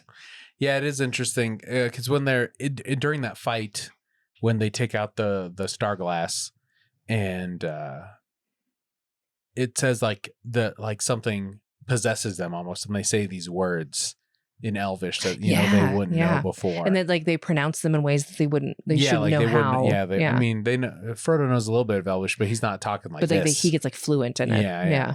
So I mean, that to me, someone who knows the lore of the book, that has to be the Valar, which are like the gods, Greek kind of god pantheon equivalent in Middle Earth.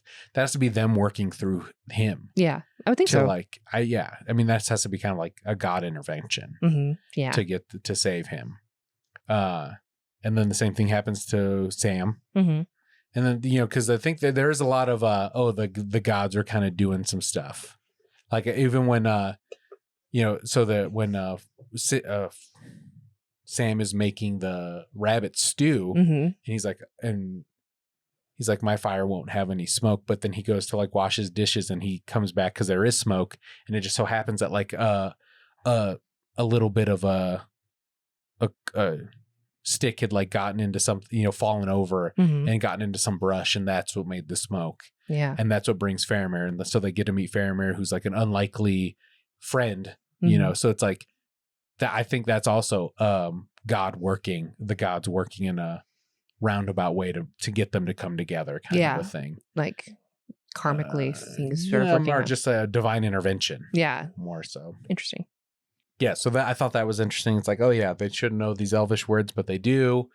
And then so when Frodo's presumed dead and Sam's over him debating whether he should take the ring or not, how much of that do you think is the ring working on him? Because if the ring's left there, oh, interesting. I mean, I would think, does the ring want to be found by orcs, or does it want to get maybe possibly hidden in Shelob's lair for God knows how long? Well, I think, what does the ring know, right? Like, or, you know, there are a couple possible outcomes. Yeah, I think it's probably the ring working on him, just because like I don't think the ring is like necessarily sentient of like it can like plan ahead of like, oh, like I know that orcs are going to come. Right. Yeah. You know, it's like that, but like the person I'm on is dead, so like it's time to get a new host. Does the ring know Frodo's dead? Ooh, does the ring know Frodo's dead? Interesting. I don't think I think the ring would know that he's not dead. Yeah, I think the ring is sort of like a opportunistic parasite. Like it's like gonna jump ship whatever it thinks that like it needs to. Yeah. I think it's trying to jump ship here. Yeah. Because if Shelob takes it and then it's just like, Yeah, it's just gonna be lost in this by cave. Shelob and is in its belly. Yeah. Also, we didn't even talk about how Gollum is the one who leads them to Shelob, like who's trying to get them killed. No, working against him. Yeah, I think in the performance of it, you can tell that like this is Serkis's like the part that he's like the most comfortable in. Almost like he's great at all of it, but he like really gets to fall back into that Gollum voice, which is fun. Yeah. So. Yeah, part of me was like, I wonder if he's like, oh, I should have done this in the movie. Like this would have been such a better performance. Reading of it. Like he's evolved so much as an actor that like I wonder if he it was like kind of a second chance for him to do more in a way. But, he can't be crawling around in the mountains in New Zealand like that anymore. Just because he's older, right? But he can do it in his voice. In your imagination. Yeah, it's interesting because all the things that Frodo predicts for for Gollum, because like he makes Gollum swear by the precious, not on the precious, and he's like kind of has these prophetic or like these future fortune tally predictions for Gollum. Because when Gollum's like, give me the ring, and he's like, don't say that again, because if you do take it, or if you do ever get it again, it'll be like to your it'll be twisted to like your fate or something like that, or like he's basically like, you're gonna die if you get it again, and that does happen. So spoilers. Sorry, Mallory. It is interesting that it seems like most of the wearers of the ring are killed by the ring in some way, like abandoned by it. Gollum is like the only living creature aside from Bilbo. Yeah, but like he's the only one who like hungers for it enough to be like, oh, I gotta go and find it again. Like I have to have that back. And like Bilbo's had it for so long. Yeah, but Bilbo had it for as long. No, Gollum had it for like 500 years. Oh, so and then Bilbo had it for like 60 years. 60? Okay, cool.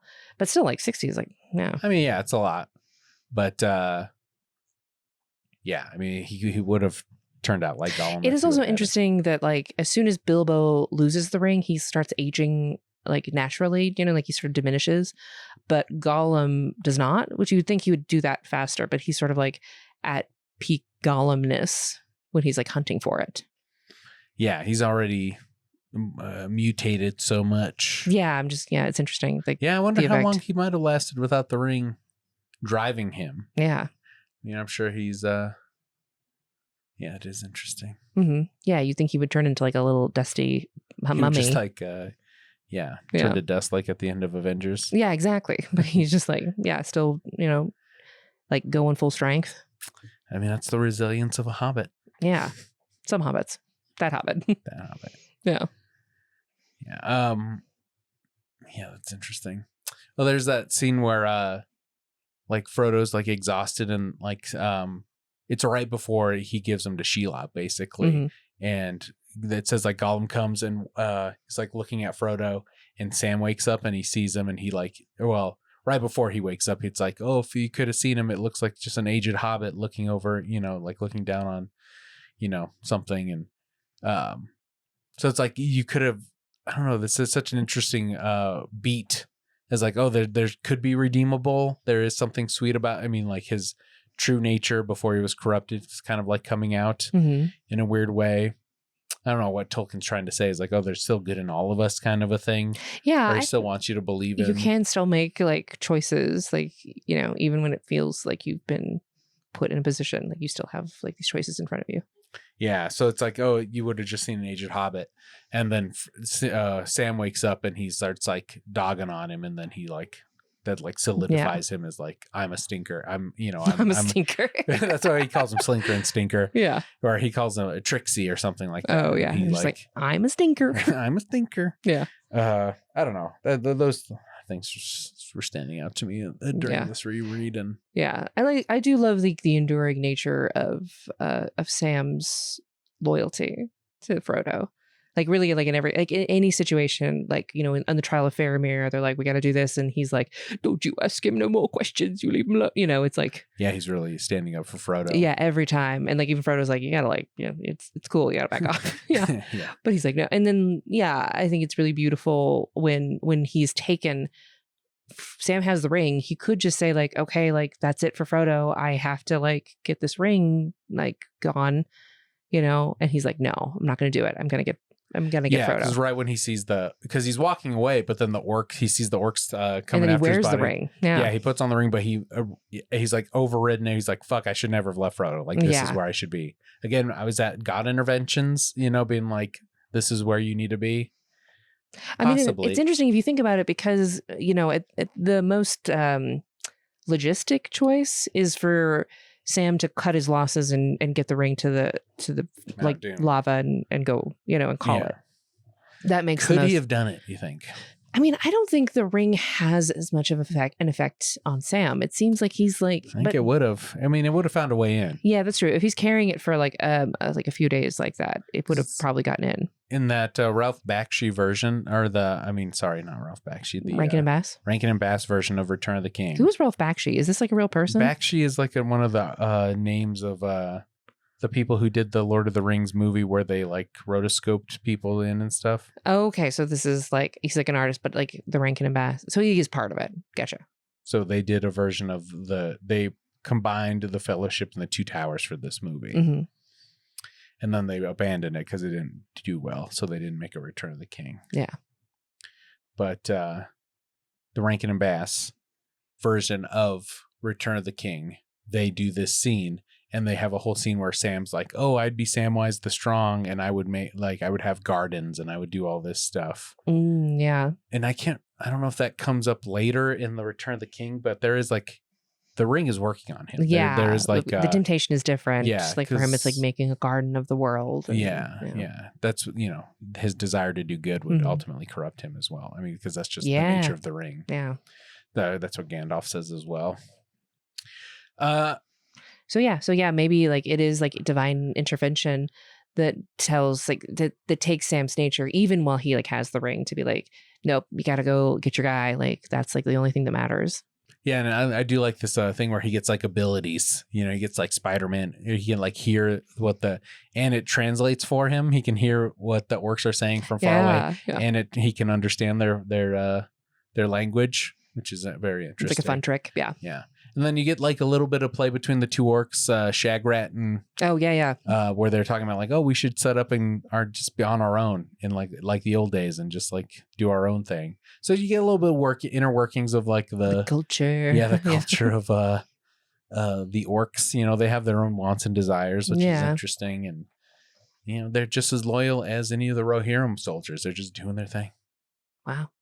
I don't know about that. That might be a stretch, but it is interesting. I don't know. I mean, you don't really get a lot of the orcs and their like their desires. It's like you wonder if like they're driven by fear or because they're not really successful, right? Orcs are never like you're king orc. You get like all these riches or whatever. You're rewarded. Like there's not like the reward system for orcs is like mysterious. So it's like, what are they getting out of this? Or is it just like not being killed? They'd be able to take over the world and then they could have their own society in a way. Do they want their own society? I would assume they want to be able to live freer.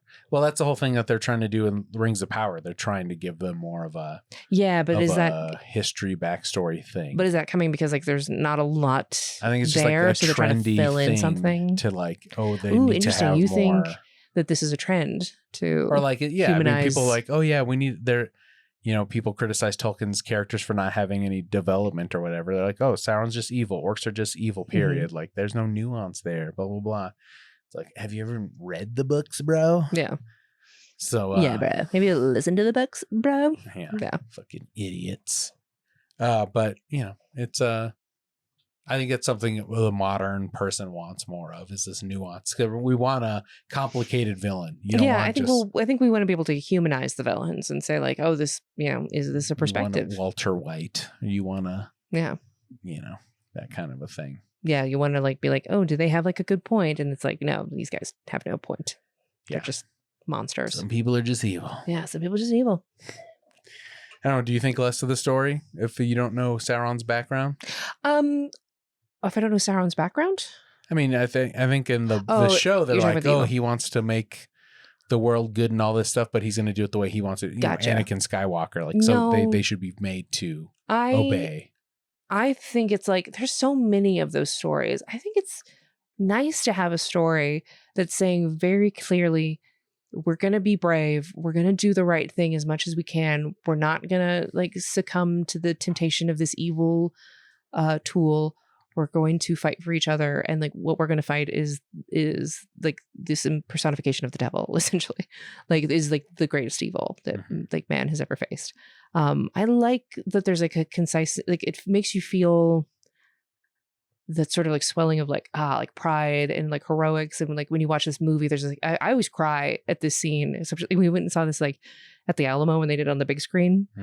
And this movie, I cried so much because there's just like these beautiful moments where they're like the swelling of the music and they're, you know, choosing to die to save their people and to protect as many as they can. And I think there's just like something really powerful about a story where it's like, it almost needs to be that clean cut to like have that sort of unreserved like feeling, like that sort of catharsis. Yeah.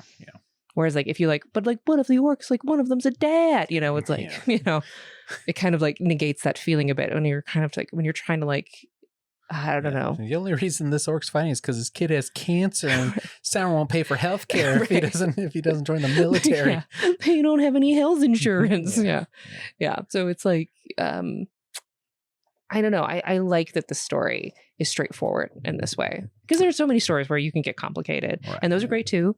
I really enjoy like like getting to that complexity, but I think sometimes you just gotta let it be what's going to be. Yeah, you know.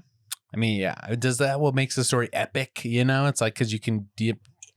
It allows you to dip into that kind of a feeling that I feel like a more nuanced thing doesn't get you to cry as much, you know? Yeah, like it's like you're like, oh, I'm like thinking more. Yeah, or just like, you know, yeah, I can understand this villain's point of view, but it doesn't like it's not moving me to tears like the same way this.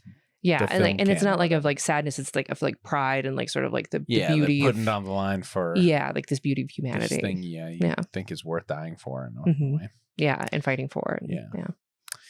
Yeah. Good stuff. Yeah, it's good stuff. It's also, you know, you get a little bit of friendship development between Gimli and Legolas, which is fun. Yeah. You know? And I do think this story is complicated. It's just like complicated on the side of the characters we're following. And a level these fucking idiots don't understand. And Gollum is complicated. You know, he is maybe like the biggest like arc in the book of like I have the ring, I lost the ring, I gotta get the ring, and now like maybe I'm wrong, maybe I should like leave the ring, and like no, I don't want to. And it's like he's very like he's just like this tortured character, you know, tortured soul. Yeah. Who's, you know, his desire ultimately kills him in the end. His want for the ring when he gets back what he thinks he's been fighting for this whole time. Yeah, it's like the end of it. He dies. Yeah. So it's like it's like this like really tragic idea of it's this whole obsession thing. I don't know. I see a lot of parallels to addiction. Ooh, interesting. Yeah, I guess I can see that. Yeah. The ring is his heroin. Wow, crazy. Yeah. Wow, hot take. Yeah, there you go. If we were doing teasers at the beginning. Oh yeah. Yeah. Hot take. Hot the take. Ring is heroin. The ring is heroin. Yeah. For Gollum. Turns out. Turns out. There's no drug. Yeah. Oh, you said something earlier before we kind of wrap up about comments that you wanted to address or something. Oh yeah. So we're talking about listening to things at what speed we like to listen to them at. Uh-huh. And for me, it's vibe based. Yeah, we're saying 1.5, 1.2. We got a comment from somebody being like, I like to listen to it at regular speed because he doesn't want to, or this person didn't want to feel like they were rushing. He's like, why do I want to rush this thing? Yeah.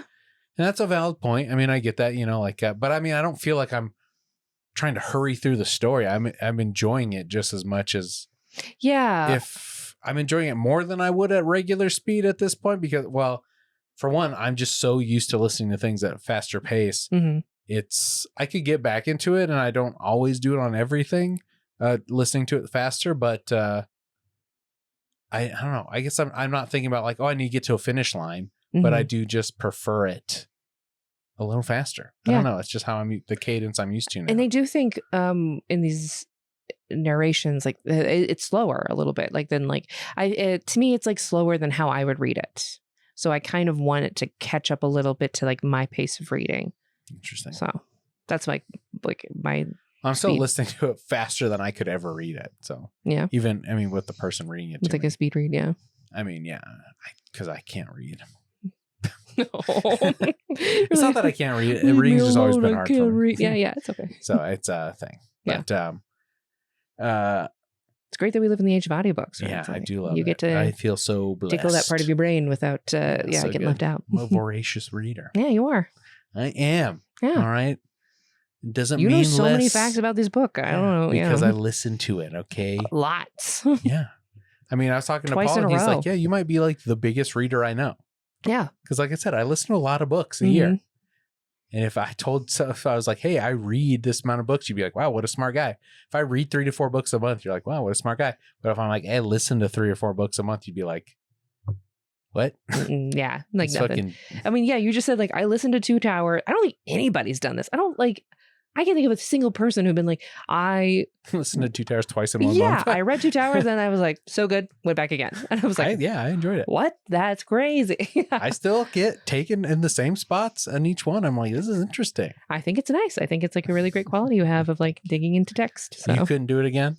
not back to back. You're like, this is like pulling teeth. You just couldn't do it? No, it's not like pulling teeth. It's like I had the experience I had. I enjoyed it. And I like, Okay. and then I'm moving on from it. Okay. Yeah, and it's like, yeah, that's closed, and I'm gonna leave that for a bit. And You then don't think there's more to get out of it or getting something different I if think you there's did it again? definitely more to get out of it. It's just like not how I would enjoy to. Just not interested? I mean, in back to back, no. Yeah, I mean, I doubt you'd ever read these again, right? I might. We'll see.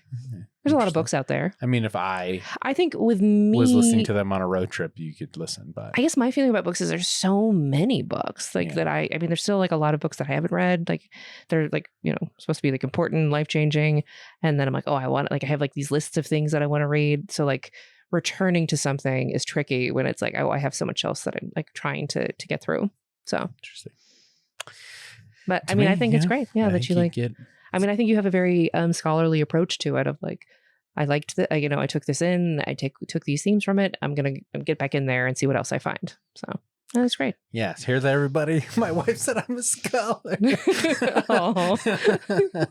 I mean, it's nice. Yeah, it's good. Yeah. I think it's great quality you have in enjoying books. Thank you. Yeah. I'm very smart. Yeah. And it's unique too. I mean, I do think it's like, there are dozens of us. There are dozens. Rereaders unite. Yeah, I think we hit a lot of the big beats here. What do you think? I think so. We don't have a rating system or anything, right? Of like, I mean, I guess we're like, do we put it on our bookshelf? It's on our bookshelf. It's on the bookshelf. I mean, this is a tricky one. A physical copy because of these. Yeah, the series. Like, yeah, of course, keeping it in the library. Yeah, not returning it to Audible. I mean, I agree with that perspective of like, if you don't like the songs, you're probably not going to like this. Just leave it alone. Don't. Because the lore's so deep. Like, if that's just like not your cup of tea, but I do feel like everybody who enjoys like fantasy or like just like it is just an interesting, well-written book. I mean, when you think about the way that language is sort of built around it, like the things that he pioneered for fantasy writing. That's interesting. So I think it's like worth taking a whack at it. And like also like if you struggle with Fellowship, 2 Towers is easier. I mean, like they just get easy progressively like more digestible, I guess. Interesting. It's because you're more bought in, you think? Maybe like, yeah, I think it's like because Fellowship's always so fun for you because you're like everything's starting. Maybe. I mean, honestly, that might be the thing. If I read Fellowship again, I'd be like, no, this is great. This is so much fun. I like love being back in the Shire. Yeah, you know where it's going. I think it's this thing. There's a book by Jonathan Safran Foer, where it's written in like a interesting dialect. But like when you start reading the book, it all feels like gibberish. So nothing makes sense. But then by the end of the book, like it's sort of this like beautiful, you get it. You've been thinking in this language for long enough that it's like, oh yeah, of course. It's like, it's poetry at this point. So I think this is almost like that. Like when you start, like your brain is like not in sync with it. But once you sink in, it's like, you're like, oh wow, this is great. Interesting. Yeah. Yeah, well, that's been the 2 Towers, everybody. That was the 2 Towers. We're gonna push. Well, there was a time I thought you weren't gonna finish it, but I'm glad you did. Yeah, I got a little distracted by a horror book that I had been like finally came up in my Libby. Congruently reading. Yeah, so I like took a little break to read that. The Har, which was a really fun. Scary. It was scary, but it was scary. I would say it was more body horror, kind of gross out horror a bit. Yeah. But it was also about like this billionaire tries to buy up a Scottish town to put a golf course on it, and then like a fog monster that's like an ancient Scottish thing comes and Yeah, that sounds fun. yeah, and like defends this elderly woman who's like standing firm against the golf course, and like yeah, and it's like her sort of like a relationship with it. Interesting. Yeah. All right. Well, maybe we'll do that eventually. Yeah, pretty spooky. I don't know if you like it. We'll see. Yeah.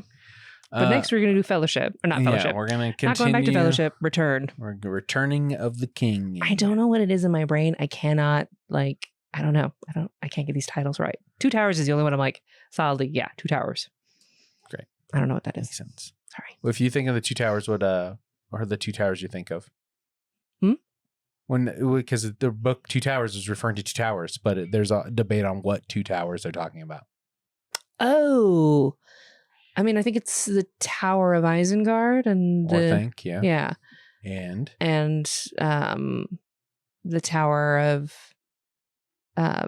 where they meet. Is there a tower at Faramir? Like when he has like in the no, there's not. Or is it then? Mordor? Yeah, Mordor. No. Barad-dûr. Yeah, I think the Two Towers is referring to the two separate journeys we're on. Like this is one tower that we're sieging, and then this is another tower. Interesting. Yeah, that would be my takeaway. It gets Isengard and Barad-dûr because they're connected by the Palantiri. Ah, that sounds better. And you know all the names. Just throwing that out there. I think. Who do you think is the best hang in the book? Who would you want to have dinner with? I mean, Faramir seems solid. I was going to say Faramir too. I do like Théoden a lot. Like, there's something about Théoden which is like, I don't know if he'd be like a fun dinner hang, but I'm like, wow. He wanted to hang out the hobbits, talk about herb lore. That's true. Yeah, he's like just a nice, gentle guy, you know? Yeah. I mean, they were really taken with him. Yeah. Mary was really taken with him. Yeah, he's just like a charming, like old gent. Yeah. Yeah. I'll go Faramir. Yeah, it's Faramir. I'm going to say Faramir. Hard to beat. I mean, anybody from like the original posse. Not in this book. No, they're all doing too much. Interesting.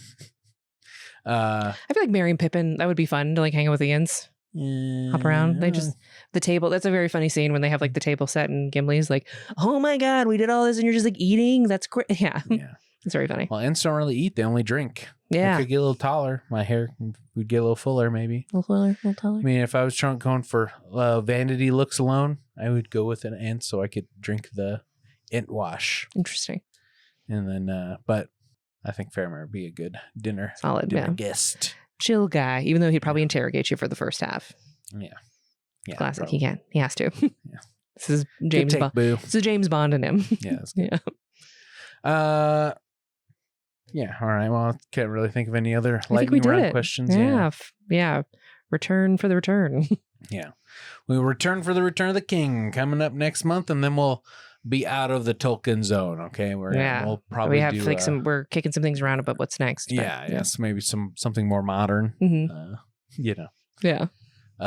Obviously influenced by Tolkien because everything is after Can that. be. So. Yeah. If you're writing fiction, you're like, yeah. All right. Well, thanks for listening. Check us out. We are on, Audible. Not Audible. We're not on Audible. You could find the podcast on Audible. There you go. We're on Audible. Wow. Yeah, we're on Audible. We're doing it. iTunes. We're not on Libby yet. I think YouTube might be the best place for us. Like and subscribe. Okay. All right. See you next time. Well, we did say adios on the first one, but I don't know. Do you want to say that? I like adios. Yeah. All right. Adios. Yeah. Adios. Everybody. Bye.